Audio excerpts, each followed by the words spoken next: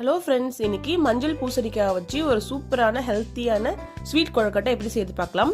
First மஞ்சள் பூசணிக்காவை நல்லா clean பண்ணிட்டு ஒரு மிக்ஸி ஜாரில் எடுத்துக்கோங்க. நல்லா பேஸ்ட் மாதிரி நல்லா அரைச்சி எடுத்துக்கோங்க. நெக்ஸ்ட் ஒரு பேன்ல ஆட் பண்ணிக்கோங்க. நெக்ஸ்ட் கொஞ்சமா சால்ட் வாட்டர் ஆட் பண்ணி நல்லா மிக்ஸ் பண்ணுங்க. 3 மினிட்ஸ்ல நல்லா பூசணிக்காய் குக் ஆயிரும்.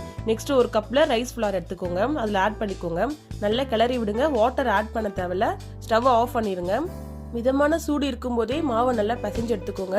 பாருங்க, நல்ல கொழக்கட்டை பதத்துல வந்துருச்சு. இப்ப கொழக்கட்டைக்கு ரெடி ஆயிடுச்சு மாவு.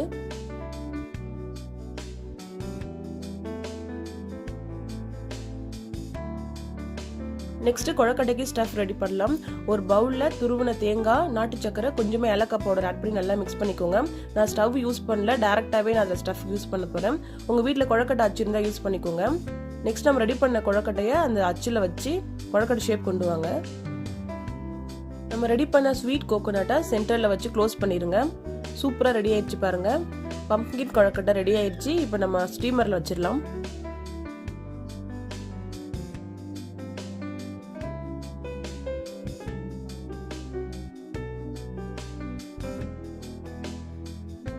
நெக்ஸ்ட் ஒரு ஸ்டீமரில் ஆயில் அப்ளை பண்ணிட்டு நம்ம ரெடி பண்ணி வச்ச கொழக்கட்டையை வச்சிருங்க. அதில் க்ளோஸ் பண்ணிடுங்க. ஒரு 15 மினிட்ஸ் நல்லா பாயில் ஆகட்டும்.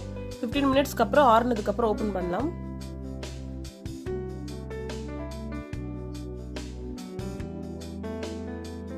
மினிட்ஸ்க்கு அப்புறம் கொழக்கட்டை நல்லா பாயில் ஆயிருக்கும். ஒரு பிளேட்டை தனியாக எடுத்துக்கோங்க. அவ்வளோதான், டேஸ்டியான சூப்பரான பம்ப்கின் கொழக்கட்டை ரெடி ஆயிருச்சு.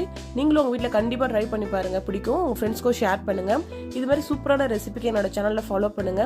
நீங்கள் ஃபர்ஸ்ட் டைம் இந்த சேனலில் பார்த்தீங்கன்னா சப்ஸ்கிரைப் பண்ணுங்க. தேங்க்யூ ஃபார் வாட்சிங். இன்னொரு வீடியோவில் பார்க்கலாம். Bye bye.